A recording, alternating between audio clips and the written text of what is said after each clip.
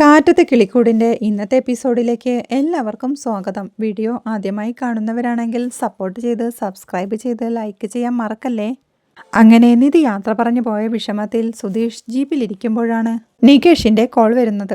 എപ്പോഴെത്തുമെന്ന് നിതീഷ് ചോദിക്കുമ്പോൾ നാളെ വരാന്ന് സുധീഷ് പറയുന്നുണ്ട്. വരുമ്പോ ഏട്ടത്തി ഉണ്ടാവില്ലേ? അല്ലേട്ടാ, നാട്ടുകാരിങ്ങനെ ഓരോന്ന് എന്ന് നികേഷ് പറയുമ്പോഴേക്കും എടാ, നാട്ടുകാർ പറയുന്നതൊക്കെ എനിക്കറിയാം. നമ്മുടെ വീട്ടിൽ പെണ്ണുവാഴില്ല വന്നതിന്റെ പിറ്റേത്തെ ദിവസം തന്നെ ബാഗും എടുത്ത് ഇറങ്ങിപ്പോയത് അതുകൊണ്ടാണ് എന്നൊക്കെയല്ലേ എന്ന് സുധീഷും ചോദിക്കുന്നുണ്ട്.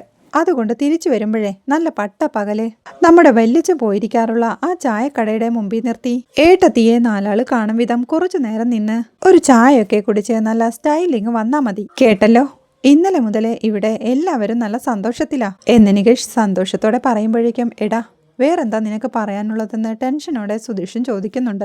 ഏട്ടനും ഏട്ടത്തിയും എത്തുമ്പോഴേ ഒരു ഉഗ്രൻ സർപ്രൈസ് വെച്ചിട്ടുണ്ട് എന്നവൻ പറയുന്നത് കേൾക്കെ സുധീഷ് ഒന്നും മിണ്ടാതെ ഇരിക്കണ കണ്ട് എന്താണെന്ന് ചോദിക്കുന്ന നികേഷ് വീണ്ടും ചോദിക്കുന്നുണ്ട്. സർപ്രൈസ് അല്ലേ, ഞാൻ വരുമ്പോ കണ്ടോളാം എന്ന് പറയുമ്പോൾ ഏട്ടത്തി അടുത്തുണ്ടോന്ന് നികേഷ് ചോദിക്കുന്നുണ്ട്.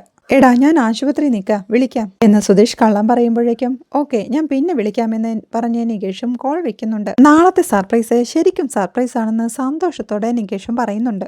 രാവിലെ ആവുമ്പോൾ നിധി ഡൈനിങ് ഹാളിലെ സോഫയിലിരിക്കുമ്പോഴാണ് സാന്ദ്രയുടെ അമ്മ അവൾക്ക് ചായ കൊണ്ടുവന്ന് കൊടുക്കുന്നത്. അവർ അവളുടെ അരികിലേക്ക് ഇരുന്നുണ്ട്. മോളെ, നീ ഇവിടെ എത്ര ദിവസം നിന്നാലും ഞങ്ങൾക്ക് പ്രശ്നമൊന്നുമില്ല. പക്ഷെ അറിയാലോ, ഈ ഒരു കാരണം കൊണ്ട് നാളെ സാന്ദ്രയ്ക്ക് അവിടെ ഒരു പ്രശ്നമുണ്ടാവാൻ പാടില്ല എന്നവർ ഓർമ്മിപ്പിക്കുമ്പോൾ ഇല്ല ആന്റി, ഞാൻ ഇന്ന് ആശുപത്രിയിൽ പോയി അച്ഛനെ കാണും, പിന്നെ ഇങ്ങോട്ട് വരില്ലെന്ന് നിധിയും പറയുന്നുണ്ട്. അവിടെ നിന്റെ പേര് കേൾക്കുമ്പോൾ തന്നെ രാജീവേട്ടൻ ദേഷ്യപ്പെടാന്നല്ലേ പറഞ്ഞത്, പിന്നെ നീ എങ്ങനെ പോയി കാണും മോളെ എന്ന് അവരും ചോദിക്കുന്നുണ്ട്. അപ്പോഴേക്കും തന്റെ കാറിൽ അരുൺ അങ്ങോട്ട് എത്തുന്നുണ്ട്. അവൻ ദേഷ്യത്തോടെ ഡൈനിങ് ഹാളിലേക്ക് നടന്നു വന്ന് നിധിയോടായി ഇവിടെ നിനക്കെന്താടി കാര്യം, ഇവിടെ എന്തിനാ വന്നെന്ന് ചോദിക്കുന്നുണ്ട്. അപ്പോഴേക്കും സാന്ദ്രയുടെ അച്ഛനും അങ്ങോട്ട് എത്തുന്നുണ്ട്. അരുൺ അപ്പോഴേക്കും രേഖയോടായി അമ്മേ, ഇവളെവിടെ എന്തിനാ താമസിപ്പിച്ചെന്ന് എന്ന് ചോദിക്കുമ്പോൾ ഒരാള് വീട്ടിൽ കയറി വരുമ്പോൾ ഇറങ്ങി പോവാൻ പറയുന്നത് എങ്ങനെയാണെന്ന് സാന്ദ്രയുടെ അച്ഛനും ചോദിക്കുന്നുണ്ട്. ഞങ്ങളെ വേണ്ടാന്ന് പറഞ്ഞ് നീ ഇറങ്ങിപ്പോയതല്ലേ, പിന്നെന്തിനാ ഇപ്പോൾ ഇങ്ങോട്ട് വന്നേന്ന് അരുണും ചോദിക്കുന്നുണ്ട്. എനിക്ക് അച്ഛനെ കാണണം എന്ന് നിധി പറയുമ്പോൾ പറ്റില്ലെന്ന് നിന്നോട് ഞാൻ തീർത്തു പറഞ്ഞതല്ലേ എന്ന് അരുണും ചോദിക്കുന്നുണ്ട്. അത് പറയാൻ നിങ്ങൾ ആരാന്ന് നിധി ദേഷ്യത്തോടെ ചോദിക്കുമ്പോഴേക്കും അരുൺ അവളുടെ അടുത്തേക്ക് വന്ന് വിരൽ ചൂണ്ടിക്കൊണ്ട് അടിച്ച് പല്ല് ഞാൻ കൊഴിക്കും പറഞ്ഞേക്കാം എന്ന് ഭീഷണിപ്പെടുത്തുന്നുണ്ട്. ദേ, ആ വക ഭീഷണിയൊന്നും വേണ്ട, അവിടെയുള്ളതേ നിങ്ങളുടെ മാത്രമല്ല എന്റെയും അച്ഛനാ എന്നവൾ പറയുന്നുണ്ട്. ഓഹോ, ഒളിച്ചോടാൻ പുറപ്പെട്ടപ്പോ നിനക്കത് ഓർമ്മയുണ്ടായിരുന്നില്ലേ? പോലീസ് സ്റ്റേഷനിൽ വെച്ച് സ്വന്തം അച്ഛനെ സാക്ഷിയാക്കി മറ്റൊരുത്തനെ മാലയിട്ടപ്പോ മുന്നിൽ നിൽക്കുന്നത് സ്വന്തം അച്ഛനാണെന്ന് നിനക്കറിയില്ലായിരുന്നില്ലേടി? 100 തവണ ആ മനുഷ്യൻ നിന്നോട് കെഞ്ചി പറഞ്ഞതല്ലേടി വീട്ടിലേക്ക് വരാൻ, അപ്പോ നിനക്ക് ആ തോന്നലുണ്ടായിരുന്നില്ലല്ലോ എന്ന് അരുൺ ചോദിക്കുന്നുണ്ട്. അതെ, തിരിച്ചു വീട്ടിലേക്ക് വിളിച്ചു. പക്ഷേ എന്തിനാ വിളിച്ചത്? ആ സൂര്യക്ക് കല്യാണം കഴിച്ചു കൊടുക്കാനല്ലേ. അവനെ എനിക്ക് ഇഷ്ടമല്ലെന്ന് എത്ര തവണ പറഞ്ഞു ഞാൻ, ആരെങ്കിലും കേട്ടോ? കേട്ടിരുന്നെങ്കിൽ ഞാൻ പോവുമായിരുന്നു എന്ന് നിധി ചോദിക്കുന്നുണ്ട്. നിനക്ക് സൂര്യയെ ഇഷ്ടമല്ലാത്തതിന്റെ കാരണം ഞങ്ങൾക്ക് പിന്നെയല്ലേ മനസ്സിലായത്. നിന്റെ ഇഷ്ടത്തിന് വഴങ്ങി ഞങ്ങളെല്ലാരും കൂടി നിനക്ക് ആ തെണ്ടിയെ കെട്ടിച്ചു തരണമായിരുന്നു അല്ലേ എന്നരുൺ ദേഷ്യത്തോടെ ചോദിക്കുമ്പോൾ നിങ്ങൾ ഓരോന്ന് ചിന്തിച്ചു കൂട്ടുന്നതിനെ ഞാൻ എന്തു പറയാനാ? ഞാൻ പറയുന്നത് മനസ്സിലാക്കി ആ കല്യാണത്തിന് എന്നെ ഫോഴ്സ് ചെയ്തിട്ടില്ലായിരുന്നെങ്കിൽ ഇതൊന്നും നടക്കില്ലായിരുന്നു എന്ന് നിധിയും പറയുന്നുണ്ട്. ഒളിച്ചോടാൻ തീരുമാനിച്ചവൾ എപ്പോഴായാലും ഒളിച്ചോടുമെടി, കൂടുതൽ സംസാരിച്ചു നിൽക്കാതെ ഇറങ്ങി പോവാൻ നോക്ക് എന്നവളോടായി പറഞ്ഞോണ്ട് രേഖയോടായി അമ്മേ, ഇവള് ബാഗ് വല്ലതും കൊണ്ടുവന്നിട്ടുണ്ടോ ഉണ്ടോ എന്ന് ചോദിക്കുന്നുണ്ട്. ബാഗ് അകത്തുണ്ടെന്ന് രേഖ പറയുമ്പോഴേക്കും അരുൺ പോയി ആ ബാഗ് എടുത്തോണ്ട് വന്ന് നിലത്തേക്ക് വലിച്ചെറിഞ്ഞ് ഇറങ്ങിപ്പോടിന്ന് നിധിയോടായി പറയുന്നുണ്ട്. നിധി എന്തു ചെയ്യണമെന്നറിയാതെ നിൽക്കുമ്പോഴേക്കും നിന്നോട് ഇറങ്ങി പോവാനല്ലടി പറഞ്ഞത് എന്ന് പറഞ്ഞവൻ അവളുടെ ബാഗും അവളെയും കൊണ്ട് മുറ്റത്തേക്ക് ഇറങ്ങി അവളെ മുന്നോട്ട് തള്ളിവിട്ട് ബാഗും നിലത്തേക്ക് വലിച്ചെറിഞ്ഞ് ഇറങ്ങിപ്പോടി എന്ന് അലറുന്നുണ്ട്. രാത്രി ആരും കാണാതെ ഒരു തെണ്ടി പെണ്ണിനെ പോലെ ഒളിച്ചോടി പോയിട്ട് ഇപ്പൊ ന്യായം പറയാൻ നിൽക്കുന്നോടി എന്നരുൺ ചോദിക്കുമ്പോൾ ദേ, എന്നെ അങ്ങനെ വിളിക്കരുത് എന്ന് നിധിയും പറയുന്നുണ്ട്. ബന്ധുക്കളുടെയും നാട്ടുകാരുടെയും മുന്നിൽ ഞങ്ങളുടെ തല കുനിക്കാൻ ഇടവരുത്തിയ നിന്നെ പിന്നെ എങ്ങനെ വിളിക്കണമെടി എന്നരുൺ ദേഷ്യത്തോടെ ചോദിക്കുമ്പോൾ നിങ്ങൾക്കൊക്കെ തല ഉയർത്തി നിൽക്കാൻ വേണ്ടി ഏതോ ഒരുത്തനെ കല്യാണം കഴിച്ച് എന്റെ ജീവിതം ബലി കൊടുക്കണോ ഞാൻ എന്ന് നിധിയും ദേഷ്യത്തോടെ ചോദിക്കുന്നുണ്ട്. ചന്ദ്രയുടെ അച്ഛൻ അങ്ങോട്ട് വന്ന് അരുണെ വേണ്ട, ആളുകൾ ശ്രദ്ധിക്കുന്നു എന്ന് പറയുന്നുണ്ട്. നിങ്ങളുടെ ഭാര്യയുടെ വീട്ടിൽ താമസിക്കരുതെന്ന് നിങ്ങൾക്ക് പറയാം, പക്ഷേ എന്റെ അച്ഛനെ കാണരുതെന്ന് പറയാൻ നിങ്ങൾക്ക് അവകാശമില്ല. ഞാൻ പോവും, കാണുമെന്ന് നിധിയും പറയുന്നുണ്ട്. വായടക്കടി, നീ അങ്ങോട്ട് കയറി ചെന്ന അച്ഛൻ നിന്നെ കാണുമെന്നാണോ നിന്റെ വിചാരം? നീ വന്നു എന്നറിഞ്ഞപ്പോഴേ അങ്ങോട്ട് കയറ്റി പോവരുതെന്നാ അച്ഛൻ പറഞ്ഞത്. അച്ഛൻ മാത്രമല്ല അമ്മയും അങ്ങനെ തന്നെയാ പറഞ്ഞത്. അവർക്കാർക്കും ഇനി നിന്നെ കാണണ്ട, മര്യാദയ്ക്ക് ഇവിടുന്ന് പോകുന്നതാ നിനക്ക് നല്ലതെന്ന് അരുൺ പറയുന്നുണ്ട്. എന്നാലും സാരമില്ല, എനിക്ക് അച്ഛനെ കണ്ടേ പറ്റൂ, അച്ഛനോട് സംസാരിച്ചേ പറ്റൂ എന്ന് നിധിയും പറയുന്നുണ്ട്. പറ്റില്ല എന്ന് ഞാൻ പറഞ്ഞു കഴിഞ്ഞതല്ലേ, ഇറങ്ങിപ്പോയ വഴിക്ക് തന്നെ പൊക്കോണം. ഉള്ള സമാധാനം കെടുത്താൻ വേണ്ടി വീണ്ടും തിരിച്ചു വരരുത്. നീ ഈ നാട്ടിൽ നിന്ന് പോയാൽ ഞങ്ങൾക്ക് അത്രയും സന്തോഷം എന്ന് അരുൺ പറയുമ്പോഴേക്കും ഞാൻ എന്തിനു നാട് വിടണം, ഞാൻ എന്തിനു പോണം, ഈ സ്ഥലമൊക്കെ നിങ്ങളുടെ പേരിലാണോ? ഞാൻ വന്നത് അച്ഛനെ കാണാനാണെങ്കിൽ കണ്ടിട്ടേ പോവൂ. നിധി പറയുന്നത് കേൾക്ക് ദേഷ്യത്തോടെ സംസാരം നിർത്തി പോവാനാ പറഞ്ഞത് എന്ന് പറഞ്ഞ് ദേഷ്യത്തോടെ അരുൺ നിധിയെ തള്ളി മാറ്റുന്നുണ്ട്. താൻ പോയ നിധിയെ സുധീഷും ചേർത്ത് പിടിക്കുന്നുണ്ട്. നിധി തലയുയർത്തി നോക്കുമ്പോഴേക്കും കാണുന്നത് തന്നെ ചേർത്ത് പിടിച്ച് നിൽക്കുന്ന സുധീഷിനെയാണ്. അവർ പരിഭ്രമത്തോടെ അരുണൻ നോക്കുമ്പോഴേക്കും ഓഹോ, അപ്പോ സാർ ഇവിടെ ഉണ്ടായിരുന്നു അല്ലേ, ഇവനുള്ള ബലത്തിലാണോടെ നീ സംസാരിച്ചത് എന്ന് ചോദിച്ച അരുൺ വീണ്ടും നിധിയുടെ നേരെ ചെല്ലുമ്പോഴേക്കും സുധീഷ് അവരുടെ ഇടയിൽ കയറി നിന്ന് തടയുമ്പോഴേക്കും വാടാ വാ, കറക്റ്റ് സമയത്താണല്ലോടാ നീ വന്നതെന്ന് പറഞ്ഞ് അവന്റെ ഷർട്ടിന്റെ കുത്തിനിട്ട് പിടിക്കുമ്പോഴേക്കും സാന്ദ്രയുടെ അച്ഛൻ വന്ന് അരുണിനെ പിടിച്ചു മാറ്റുന്നുണ്ട്. അപ്പോഴേക്കും നിധിയും അങ്ങോട്ട് വന്ന് എല്ലാരെയും തല്ലാൻ നിങ്ങൾ ആരാ, ഇല്ല റൗഡിയാണോ എന്ന് ചോദിക്കുന്നുണ്ട്. ഇവന് വേണ്ടിയാണോ ഡി നീ എന്നോട് സംസാരിക്കുന്നത്? എല്ലാരെയും വിട്ടു പോവാൻ മാത്രം എന്താണ് ഇവന്റെ കയ്യിലുള്ളതെന്ന് അരുണൻ ദേഷ്യത്തോടെ ചോദിക്കുന്നുണ്ട്. ഞാൻ പോയത് സുധീഷിന് വേണ്ടിയല്ല, എനിക്ക് വേണ്ടിയാ. അത് മനസ്സിലാക്കാനുള്ള ബുദ്ധി നിങ്ങൾക്കില്ല എന്ന് നിധിയും ഒച്ച വെക്കുന്നുണ്ട്. സാന്ദ്രയുടെ അച്ഛൻ അപ്പോഴേക്കും അരുണിനോടായി അരുൺ ആൾക്കാർ ശ്രദ്ധിക്കുന്നു, നാണക്കേടാ എന്ന് പറയുന്നുണ്ട്. അരുണും അവളുടെ നേരെ വിരൽ ചൂണ്ടിക്കൊണ്ട് ആശുപത്രിയുടെ പരിസരത്തെങ്ങാനും നീ വന്നാ കൊന്നു കളയാനും മടിക്കില്ല ഞാൻ എന്ന് ഭീഷണിപ്പെടുത്തുന്നുണ്ട്.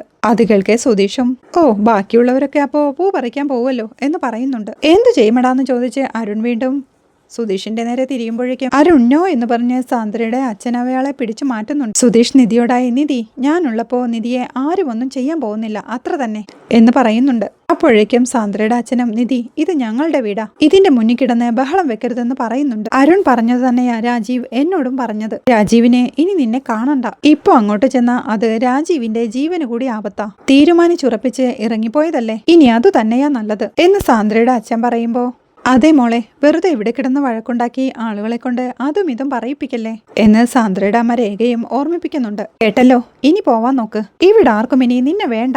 ഇവൻ ഉപേക്ഷിച്ചാലും നീ വീട്ടിലേക്ക് തിരിച്ചു വരരുത്, ഇവിടെ നിന്നെ കാത്തിരിക്കാൻ ആരുമില്ല എന്ന് രൺവീടും ദേഷ്യത്തോടെ പറയുമ്പോൾ ആരെന്തൊക്കെ പറഞ്ഞാലും എനിക്ക് അച്ഛനെ കാണണമെന്ന് നിധി തീർത്തു പറയുന്നുണ്ട്. ആണോ ശരി എന്ന് പറഞ്ഞ് അരുൺ തന്റെ മൊബൈൽ എടുത്ത് രേഖയെ വിളിക്കുന്നുണ്ട്. രാജീവിന്റെ അടുത്തിരിക്കുകയായിരുന്ന രേഖ ആ കോൾ എടുത്തോണ്ട് പറയടാ എന്ന് പറയുമ്പോഴേക്കും അച്ഛനൊന്ന് ഫോൺ കൊടുത്തേന്ന് അരുൺ പറയുന്നുണ്ട്. എന്താടാന്ന് ഹേമ ചോദിക്കുമ്പോൾ ഞാൻ പറയാം അമ്മ കൊടുക്കെന്ന് അരുണും. അരുണിനെന്തോ പറയാനുണ്ടെന്ന് പറഞ്ഞ് ഹേമ ആ മൊബൈൽ രാജീവിന്റെ കയ്യിലേക്ക് കൊടുക്കുന്നുണ്ട്. ആശുപത്രിയിലെ ബെഡിൽ കിടന്നുകൊണ്ട് രാജീവും ആ മൊബൈൽ വാങ്ങി ഹലോ എന്ന് പറയുമ്പോഴേക്കും അരുൺ തന്റെ മൊബൈൽ സ്പീക്കറിൽ ഇടുന്നുണ്ട്. അച്ഛന്റെ ശബ്ദം കേട്ട് നിധി സങ്കടത്തോടെ അച്ഛന്ന് വിളിക്കുമ്പോഴേക്കും അച്ഛാ ഇവൾക്ക് അച്ഛനെ കണ്ടേ തീരുവെന്ന് വഴി കിടന്ന് ബഹളം ഉണ്ടാക്കിക്കൊണ്ടിരിക്കുക, ഞാൻ എന്താ വേണ്ടെന്ന് അരുണും ചോദിക്കുന്നുണ്ട്.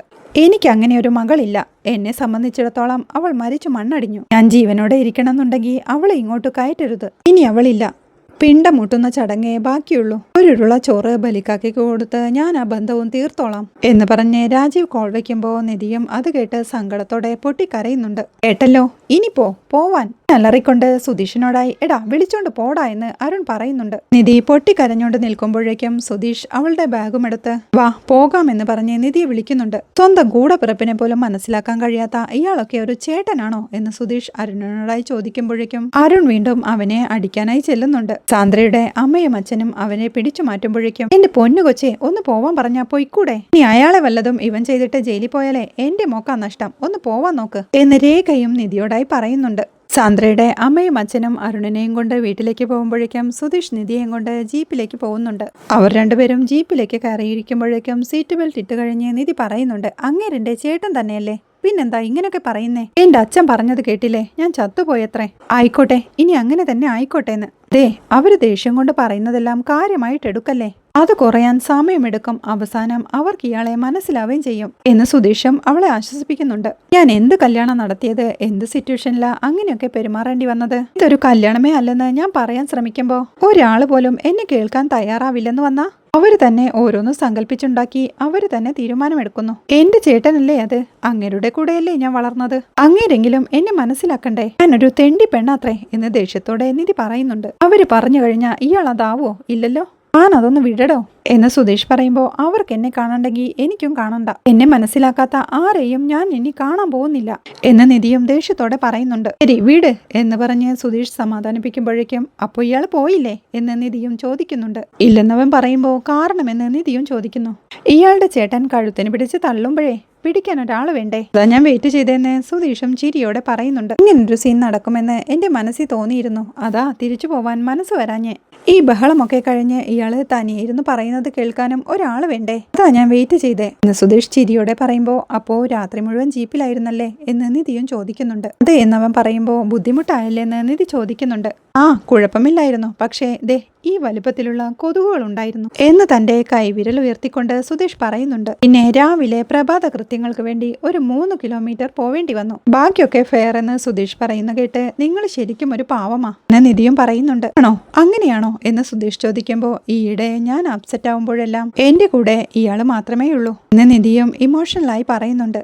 ആരെങ്കിലും ഒരാൾ വേണ്ടേ എന്ന് പറഞ്ഞ് വണ്ടിയിൽ പൊതിഞ്ഞു വെച്ച വട എടുത്തോണ്ട് ദേ വട കഴിക്കുന്നു എന്ന് ചോദിക്കുന്നുണ്ട്. വേണ്ടെന്നവൾ പറയുമ്പോഴേക്കും അവൻ ആ പൊതി തുറന്നുകൊണ്ട് കഴിക്കുന്നേ, ദേ 2 എണ്ണമുണ്ട്, ഒരെണ്ണം എടുക്കടോ എന്ന് സുധീഷ് പറയുമ്പോഴേക്കും നിധി വട എടുത്തോണ്ട് താങ്ക്സ് എന്ന് പറയുന്നുണ്ട്. ഇത് വാങ്ങാൻ പോയ സമയത്തായിരിക്കണം ഇയാളുടെ ചേട്ടൻ വന്നത് എന്ന് സുധീഷ് പറയുമ്പോഴേക്കും നിധി വട കഴിച്ചോണ്ട് ഇനി എന്താ നമ്മൾ ചെയ്യുക എന്ന് ചോദിക്കുന്നുണ്ട്. അവൻ ഒരു നിമിഷം ആലോചിച്ചോണ്ട് നമുക്കേ ഏട്ടത്തിക്ക് ഫോൺ ചെയ്യാം, അച്ഛന് കുഴപ്പമില്ലെന്നറിഞ്ഞാൽ പിന്നെ സമാധാനമായിട്ട് പോവാലോ എന്ന് സുധീഷ് പറയുമ്പോഴേക്കും നിധിയും അത് സമ്മതിക്കുന്നുണ്ട്. അവൻ മൊബൈൽ കൊടുക്കുമ്പോഴേക്കും നിധി സാന്ദ്രയുടെ നമ്പറിലേക്ക് കോൾ ചെയ്യുന്നുണ്ട്. വീട്ടിലായിരുന്ന സാന്ദ്ര കോൾ എടുത്തോണ്ട് എവിടെയാ നിധി എന്ന് ചോദിക്കുന്നുണ്ട്. വീട്ടിൽ നിന്ന് ഇറങ്ങിയെന്ന് സാന്ദ്ര പറയുമ്പോൾ നിന്റെ ചേട്ടൻ എന്നോട് ദേഷ്യപ്പെടുന്നത് അച്ഛനും അങ്ങനെ തന്നെ, ഇതെല്ലാം എന്റെ അറിവിൽ നടന്ന പോലെയാ ഇപ്പൊ സംസാരം എന്ന് സാന്ദ്ര പറയുമ്പോൾ സോറി ഏട്ടത്തി എന്ന് നിധിയും പറയുന്നുണ്ട്. അച്ഛനെ എന്തായാലും ഇപ്പൊ കാണാൻ പറ്റില്ല നിധി എന്ന് സാന്ദ്ര പറയുമ്പോൾ സാരമില്ല, അച്ഛൻ എങ്ങനെയുണ്ടെന്ന് നിധി ചോദിക്കുന്നുണ്ട്. ഓക്കെയാ, 2-3 ദിവസത്തിനുള്ളിൽ വീട്ടിലേക്ക് വിടാന്നാ പറഞ്ഞത്, അതേപ്പറ്റി നീ വിഷമിക്കേണ്ടെന്ന് സാന്ദ്ര പറയുന്നുണ്ട്. അമ്മയുടെ കാര്യം നിധി ചോദിക്കുമ്പോൾ കുഴപ്പമൊന്നുമില്ല,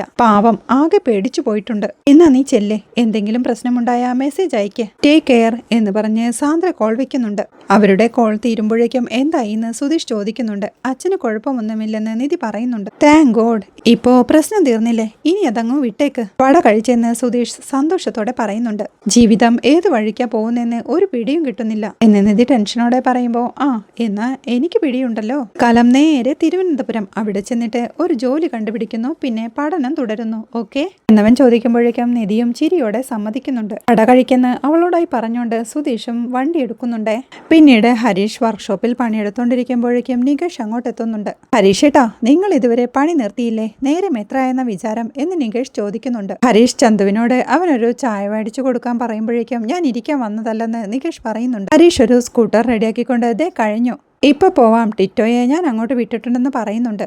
അവന്റെ ചേട്ടന്റെ കല്യാണമാണല്ലോ നടക്കുന്നത് അല്ലേ എന്ന് നികേഷും ചോദിക്കുന്നുണ്ട്. കഴിഞ്ഞടാ, റെഗുലർ കസ്റ്റമറാ, ഒഴിവാക്കി വിടാൻ പറ്റില്ലെന്ന് ഹരീഷ് പറയുമ്പോ ഇനി വീട്ടിലെ അടുത്ത കല്യാണം ഹരീഷേട്ടന്റെ ആയിരിക്കുമല്ലേ എന്ന് ചന്തു ചോദിക്കുന്നുണ്ട്. ഡാ നീ നിന്റെ പണി നോക്കടാന്ന് ഹരീഷ് പറയുമ്പോ അടുത്തത് സുഭാഷ് ഏട്ടന്റെ, പിന്നെ ഹരീഷ് ഏട്ടന്റെ എന്ന് നികേഷ് പറയുന്നുണ്ട്. അതെങ്ങനെ ശരിയാവും, സുഭാഷ് ഏട്ടന്റെ കല്യാണം ഇനിയും സെറ്റ് ആവണ്ടേ, ഹരീഷ് ഏട്ടന്റെ കല്യാണം ഓൾറെഡി സെറ്റ് എന്ന് ചന്തു പറയുന്നുണ്ട്. ആണോ എന്ന് നികേഷ് സംശയത്തോടെ ചോദിക്കുമ്പോ പിന്നെ നമ്മുടെ ഓട്ടോ ചന്ദ്രേട്ടന്റെ മോള് നീതു എന്ന് ചന്ത് പറയുമ്പോഴേക്കും ഹരീഷ് ദേഷ്യത്തോടെ അവിടുന്ന് എഴുന്നേറ്റുകൊണ്ട് പോടാന്ന് പറയുന്നുണ്ട്. എടാ നിനക്ക് ചായ വേണമെന്ന് ഹരീഷ് നികേഷിനോടായി ചോദിക്കുമ്പോഴേക്കും എനിക്ക് ചായ ഒന്നും വേണ്ട, ഹരീഷ് ഏട്ടനൊന്ന് ഇറങ്ങാൻ നോക്ക് എന്ന് പറഞ്ഞ് പത്രം എടുക്കുമ്പോഴേക്കും നീതു അങ്ങോട്ട് നടന്നു വരുന്നുണ്ട്. അവളെ കണ്ട് പറഞ്ഞു തീർന്നില്ല, ദാ വരുന്നെന്ന് ചന്തുവും വിളിച്ചു പറയുന്നുണ്ട്. ആരെന്ന് നികേഷ് ചോദിക്കുമ്പോഴേക്കും പ്രണയമണി തൂവൽ പൊഴിയും പവിഴമഴ എന്ന് ചന്തു പാട്ട് പാടുന്നുണ്ട്. നികേഷ് എഴുന്നേറ്റ് നോക്കുമ്പോഴേക്കും നീതുവിനെ കണ്ട് ചിരിയോടെ അവിടെ ഇരുന്നുണ്ട്. ഹരീഷേട്ടൻ എത്ര പറഞ്ഞാലും ഇവൾ ഒഴിഞ്ഞു പോകുന്ന ലക്ഷണമില്ലല്ലേ എന്ന് ചോദിക്കുന്നുണ്ട്. അപ്പോഴേക്കും നീതുവും അങ്ങോട്ട് എത്തുന്നുണ്ട്. അവളെ കണ്ട് എത്തിയോ, ഞാൻ നിനക്ക് വേണ്ടി കാത്തിരിക്കുകയായിരുന്നു എന്ന് ഹരീഷ് പറയുന്നുണ്ട്. എന്നെ കാത്തിരിക്കുമായിരുന്നോ, സത്യം എന്ന് ചോദിച്ചുകൊണ്ട് അവളൊരു ചെയർ എടുത്ത് അവന്റെ മുന്നിലേക്കിട്ട് അവിടെ ഇരിക്കുന്നുണ്ട്. അവന്റെ അടുത്തേക്കിരുന്ന് എന്താ കാര്യം എന്ന് നീതു ചോദിക്കുമ്പോൾ നീ ആദ്യം അങ്ങോട്ടൊന്ന് നീങ്ങിയിരുന്നേ എന്ന് ഹരീഷും പറയുന്നുണ്ട്. കരിയും ഗ്രീസും പിടിച്ചിരിക്കുന്ന ആളെടുത്തിരിക്കുന്നുണ്ടല്ലോ എന്ന് ആദ്യം ഒന്ന് വിചാരിക്കുന്ന നീതു പറയുമ്പോഴേക്കും ഹരീഷ് അവളുടെ അരികിൽ നിന്ന് എഴുന്നേൽക്കുന്നുണ്ട്. അവളും അവിടെ നിന്ന് എഴുന്നേറ്റുകൊണ്ട് കാര്യം പറ, എന്തിനാ കാത്തിരുന്നെന്ന് ചോദിക്കുന്നുണ്ട്. ഒരു പ്രേമലേഖനം തരാൻ എന്ന് ചന്തു പറയുമ്പോൾ ആണോ? ഇന്നേ വരെ അങ്ങനെയൊന്ന് വായിക്കാനുള്ള സന്ദർഭം എനിക്കുണ്ടായിട്ടില്ല. നല്ല വാക്കുകൾ വല്ലതും ഉണ്ടാവോ? ഇനിയിപ്പോ തെറിയാണെങ്കിലും സാരമില്ല തായെന്ന് പറഞ്ഞ് അവന് നേരെ ചെല്ലുന്നുണ്ട്. അവനും ദേഷ്യത്തോടെ മാറി നിൽക്കടി എന്ന് പറഞ്ഞോണ്ട് ദേ ഇന്ന് രാത്രി എന്റെ വീട്ടിൽ ചേട്ടന്റെ കല്യാണം നടക്കുക. നീ പറ്റുമെങ്കിൽ വാ എന്ന് ക്ഷണിക്കുന്നുണ്ട്. അത് ശരി, നീ എന്നെ ക്ഷണിക്കുവാനാണോ ഇവിടെ കാത്തിരുന്നേ? ഈശ്വര, അത് കലക്കിയെന്ന് സന്തോഷത്തോടെ നീതു പറയുന്നുണ്ട്. നിന്നെ മാത്രമല്ല എന്റെ വീട്ടിലേക്ക് ഒരു പെണ്ണും വരില്ലെന്ന് പറഞ്ഞ നിന്റെ ചേട്ടനില്ലേ, ആ മരമാക്രിയോടും പറഞ്ഞേക്ക്. പിന്നെ എനിക്കിഷ്ടമില്ലാഞ്ഞിട്ടും നീ ഇങ്ങോട്ട് വരുന്നേനെ എന്റെ വീട്ടിൽ വന്ന് വഴക്കുണ്ടാക്കിയ നിന്റെ തന്തയില്ലേ, ആ കോന്തനോടും വരാൻ പറയേ. എന്നിട്ട് കല്യാണം കൺനിറയെ കണ്ട് മതി വരുവോളം ബിരിയാണി തിന്നിട്ട് പോവാൻ പറ കേട്ടല്ലോ എന്ന് ഹരീഷ് അവളോടായി പറയുന്നുണ്ട്. സ്നേഹത്തോടെ വിളിച്ചെങ്കിൽ ഞാൻ പറഞ്ഞേനെ, ഇതൊരു മാതിരി വിളിയായിപ്പോയി എന്ന് നീതു പറയുമ്പോ നിന്റെ ചേട്ടനെയും അച്ഛനെയും ഒക്കെ ഇങ്ങനെ വിളിക്കാൻ പറ്റൂ? ഈ റിസപ്ഷൻ ഒന്ന് കഴിയട്ടെ, എന്നിട്ട് വേണം അവരെ എന്തെങ്കിലും പറയാനും. ഉരുളക്കുപ്പേരി പോലെ തിരിച്ചു 4 വാക്ക് പറയാൻ എന്ന് ഹരീഷും പറയുന്നുണ്ട്. പറയാൻ പാകത്തില് വലിയ ഡയലോഗെല്ലാം സെറ്റാക്കി വെച്ചിരിക്കുന്നതൊക്കെ ഓക്കെ, പക്ഷേ ഈ റിസപ്ഷൻ നടക്കുമെന്ന് നീതു ചോദിക്കുന്നുണ്ട്. അതെന്താ അങ്ങനൊരു ഡൗട്ട് എന്ന് ചന്തു ചോദിക്കുമ്പോ ഇല്ല ഒന്നുമില്ല, നാട്ടിലുള്ളവരൊക്കെ ഇപ്പോഴും പറയുന്നതേ അത് നടക്കില്ലെന്നു തന്നെയാ എന്ന് നീതുവും പറയുന്നുണ്ട്. അവര് പറയട്ടെ, എല്ലാം നടക്കും, നീ സമയത്തിന് അങ്ങോട്ട് വാ. എന്റെ വീട്ടിലെ കല്യാണം നടക്കില്ലെന്ന് പറഞ്ഞവരൊക്കെ ഉരുട്ടി വിഴുങ്ങുന്നത് കാണാനുള്ള മോഹം കൊണ്ട് വിളിച്ചതാ, അല്ലാണ്ട് ഇഷ്ടം കൊണ്ടാണെന്ന് വിചാരിക്കണ്ട കേട്ടല്ലോ എന്ന് പറഞ്ഞ് നികേഷിനെ വിളിച്ച് പോവാനായി തുടങ്ങുന്നുണ്ട്. അപ്പൊ ഞാനോ എന്ന് ചന്തു ചോദിക്കുമ്പോ എടാ നീ വണ്ടി കൊടുത്തിട്ടെ ഷോപ്പടച്ചിട്ട് നേരത്തെ പോണേ എന്ന് പറയുമ്പോഴേക്കും ശരി കൊടുത്തേക്കാമെന്ന് ചന്തുവും പറയുന്നുണ്ട്. ഹരീഷ് നികേഷിനെയും കൊണ്ട് പോകുമ്പോഴേക്കും നിരാശയോടെ അവിടെ നിന്ന് നീതു ചന്തുവിനോടായി പറയുന്നുണ്ട്. ചന്തു, നിങ്ങളുടെ മുന്നിൽ വെച്ച് കാണിക്കാൻ മടിയായിട്ടാ, ശരിക്കും അവൻ എന്നെ വലിയ സ്നേഹത്തിലാ വിളിച്ചേന്ന്. ഓ പിന്നെ സ്നേഹം കൊണ്ട് ഇപ്പൊ ക്ഷണിച്ചത് എന്ന് പറഞ്ഞ് ചന്തു അവിടെ ഇരുന്ന് പൊട്ടിച്ചിരിക്കുന്നുണ്ട്. പിന്നീട് സുഭാഷും നികേഷും കൂടി നാട്ടുകാരെല്ലാം കല്യാണത്തിന് വിളിച്ചോണ്ടിരിക്കുക. വീട്ടിലേക്ക് ചെന്ന് ചേട്ടായിയെ, നമ്മുടെ അനിയൻ സുധീഷിന്റെ കല്യാണമാണ്, ഇന്ന് വൈകിട്ട് റിസപ്ഷൻ വെച്ചിരിക്കുക, നമ്മുടെ വീട്ടിൽ തന്നെയാ. അപ്പോൾ ഒരു 6 മണിയാവുമ്പോ എല്ലാരും കൂടി അങ്ങ് വന്നേക്കണം എന്ന് പറയുമ്പോഴേക്കും അയാളും ഓക്കെ പറയുന്നുണ്ട്. അങ്ങനെ അവർ വേറൊരു വീട്ടിലും ചെന്ന് അവിടുത്തെ ഒരു ചേച്ചിയോടായി അനിയൻ സുധീഷിന്റെ കല്യാണമാണെന്ന് പറയുന്നുണ്ട്. ഏതോ ഒരു പെണ്ണിനെ കൂട്ടിക്കൊണ്ട് വന്നെന്ന് പറഞ്ഞു കേട്ടിരുന്നു എന്നവരും പറയുന്നുണ്ട്. ഇന്ന് വൈകിട്ട് വീട്ടിലൊരു റിസപ്ഷൻ വെച്ചിട്ടുണ്ട് എന്ന് സുഭാഷ് പറയുമ്പോൾ ഇന്ന് വൈകിട്ടോ എന്ന് അവിടുത്തെ ചേട്ടനും ചോദിക്കുന്നുണ്ട്. അതെ ഏട്ടാ, പെട്ടെന്ന് പ്ലാൻ ചെയ്തതാന്ന് നികേഷും പറയുന്നുണ്ട്. അതെ, നിങ്ങൾ രണ്ടുപേരും കൂടി വരണമെന്ന് സുഭാഷ് വിളിക്കുമ്പോഴേക്കും ശരി വൈകിട്ട് കാണാമെന്ന് അവരും പറയുന്നുണ്ട്. പിന്നീട് ചായക്കടയിലെത്തി രാജേട്ടനെ കല്യാണത്തിന് വിളിക്കുന്നുണ്ട് സുഭാഷും നികേഷും കൂടി. അതിന് പെണ്ണിന്നലെ തന്നെ ഇറങ്ങിപ്പോയെന്ന് ഗംഗാധരേട്ടൻ പറഞ്ഞല്ലോ ഇന്ന് രാജേട്ടൻ ചോദിക്കുമ്പോ വല്യച്ഛന് വട്ടാണെന്ന് നിങ്ങൾക്ക് അറിഞ്ഞൂടെ എന്ന് നികേഷും ചോദിക്കുന്നുണ്ട്. സുഭാഷ് അവനെ വഴക്കു പറഞ്ഞോണ്ട് അതൊക്കെ വല്യച്ഛൻ വെറുതെ പറയുന്നതാ, നിങ്ങൾ എന്തായാലും റിസപ്ഷന് വരണം, വൈകിട്ട് വീട്ടിൽ വെച്ചിട്ടാ. എന്നാ ശരി എന്ന് പറഞ്ഞ് അവിടുന്ന് യാത്ര പറഞ്ഞു പോകുന്നുണ്ട്.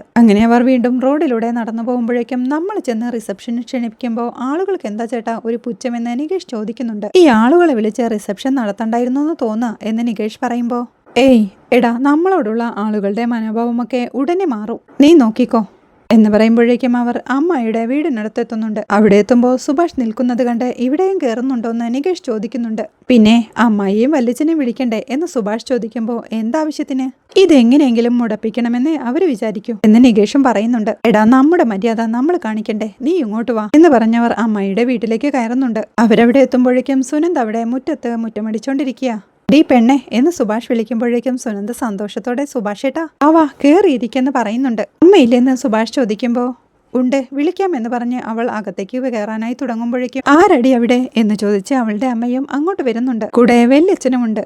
അവരെ കണ്ട് ദേഷ്യത്തോടെ എടാ നീയോ, നീ എന്താ ഇവിടെ, നീ പറഞ്ഞിട്ടാണോടി എന്ന് സുനന്ദയോടായി ചോദിക്കുന്നുണ്ട്. അയ്യോ, സുനന്ദ വിളിച്ചിട്ട് വന്നതൊന്നുമല്ലെന്ന് സുഭാഷ് പറയുമ്പോ പിന്നെ എന്തിനാ വന്നതെന്ന് അമ്മായിയും ചോദിക്കുന്നുണ്ട്. അവന്റെ അനിയൻ കൂട്ടിക്കൊണ്ടുവന്ന പെണ്ണ് തിരിച്ചോടിപ്പോയി എന്ന് പറയാനാവും എന്ന് ഗംഗാധരനും പറയുന്ന കേട്ട് അമ്മായിക്ക് ചിരി വരുന്നുണ്ട്. അതെന്തായാലും നമുക്കെന്താ എന്നവർ ചോദിക്കുമ്പോഴേക്കും അതൊന്നും നിങ്ങളെ അറിയിക്കേണ്ട ആവശ്യം ഞങ്ങൾക്കില്ലെന്ന് നികേഷും ദേഷ്യത്തോടെ പറയുന്നുണ്ട്. പിന്നെന്തിനാടാ ഇങ്ങോട്ട് വന്നേ, പറയടാ എന്തിനാണെന്ന് ഗംഗാധരനും ചോദിക്കുന്നുണ്ട്. ദേ വല്യച്ഛ എന്ന് സുഭാഷ് വിളിക്കുമ്പോഴേക്കും ഓ അങ്ങനെ വിളിച്ച് വലിയ ബന്ധമൊന്നും കാണിക്കണ്ട, അവന്റെ ഒരു വലിയച്ഛൻ എന്ന് ഗംഗാധരനും പിറുപിറുക്കുന്നുണ്ട്. കേറുണ്ടെന്ന് ഞാൻ പറഞ്ഞതല്ലേ എന്ന് നികേഷ് സുഭാഷിനോട് ചോദിക്കുമ്പോഴേക്കും പിന്നെ എന്തിനാടാ ഇങ്ങോട്ട് വന്നേ, ആരും ക്ഷണിച്ചൊന്നുമില്ലല്ലോ എന്ന് അമ്മായിയും ദേഷ്യത്തോടെ ചോദിക്കുന്നുണ്ട്. അമ്മ എന്ന് വിളിച്ച് സുനന്ദ അവരെ തടയുമ്പോഴേക്കും മിണ്ടാതിരിക്കടി എന്നവരും ഒച്ച വെക്കുന്നുണ്ട്. അത് സുധീഷിന്റെ കല്യാണം കഴിഞ്ഞെന്ന് സുഭാഷ് പറയുമ്പോഴേക്കും ആളുകൾ പറയുന്നത് പെണ്ണ് ഇന്നലെ തന്നെ തിരിച്ചുപോയെന്നാണല്ലോ എന്ന് കളിയാക്കി ചിരിച്ചോണ്ട് അമ്മായിയും ചോദിക്കുന്നുണ്ട്. ഓടിപ്പോയതൊന്നുമല്ലെന്ന് നികേഷ് പറയുമ്പോഴേക്കും അതെ, വണ്ടിയിലാ തിരിച്ചു കൊണ്ടാക്കിയത് അല്ലേ എന്ന് ഗംഗാധരനും ചോദിക്കുന്നുണ്ട്. എന്നിട്ട് എന്തായി, കൊണ്ടാക്കാൻ പോയവൻ തിരിച്ചു വന്നോ അതോ പെണ്ണിന്റെ വീട്ടുകാർ തല്ലിക്കൊന്നോ എന്ന് ഗംഗാധരനും ചോദിക്കുന്നുണ്ട്. അത് കേൾക്കെ സുഭാഷും പറയുന്നുണ്ട് അവർ രണ്ടുപേരും തിരിച്ചു വന്നോണ്ടിരിക്കുക. പിന്നെ പെട്ടെന്ന് നടന്ന കല്യാണമായോണ്ട് ആരെയും ഒന്നും അറിയിക്കാൻ പറ്റിയില്ലെന്ന്. അതുകൊണ്ട് വൈകിട്ട് വീട്ടിലൊരു റിസപ്ഷൻ അറേഞ്ച് ചെയ്തിട്ടുണ്ട്. എല്ലാവരും കൂടി വരണം, പങ്കെടുത്ത് അവരെ അനുഗ്രഹിക്കണം. സ്വന്തക്കാരായിട്ട് വിളിക്കാൻ നിങ്ങളെയുള്ളൂ എന്ന് സുഭാഷ് പറയുമ്പോഴേക്കും അയ്യോ, ദയവ് ചെയ്ത് അങ്ങനെ കണക്കാക്കി ഞങ്ങളെയും കൂടി നാണം കെടുത്തല്ലേ. നിങ്ങളുടെ സ്വന്തക്കാരാണെന്ന് പറയാനേ ഞങ്ങൾക്ക് ഒരു താല്പര്യവുമില്ല. അമ്മായിയും പുച്ഛത്തോടെ പറയുന്നുണ്ട്. കുട്ടികൾക്ക് സുഭാഷ് ഏട്ടൻ വന്നേ എന്ന് പറഞ്ഞ് നികേഷ് അവനെ പിടിച്ചു വലിക്കുമ്പോഴേക്കും അല്ല, ഒന്ന് നിന്നേ. നീ ആയിരുന്നല്ലോ പെണ്ണുങ്ങളുടെ വീട്ടില് കാപ്പി കുടിക്കാൻ പോയിരുന്നത്. നീയും കെട്ടിയ സ്ഥിതിക്ക് അതങ്ങ് നിർത്തുവോ എന്ന അമ്മായിയുടെ ചോദ്യം കേട്ട് ടെൻഷനോടെ നിൽക്കുന്ന സുഭാഷിനെ കാണിക്കുന്നിടത്താണ് ഇന്നത്തെ എപ്പിസോഡ് അവസാനിക്കുന്നത്. വീഡിയോ ഇഷ്ടമായാൽ സപ്പോർട്ട് ചെയ്ത് സബ്സ്ക്രൈബ് ചെയ്ത് ലൈക്ക് ചെയ്യാൻ മറക്കല്ലേ.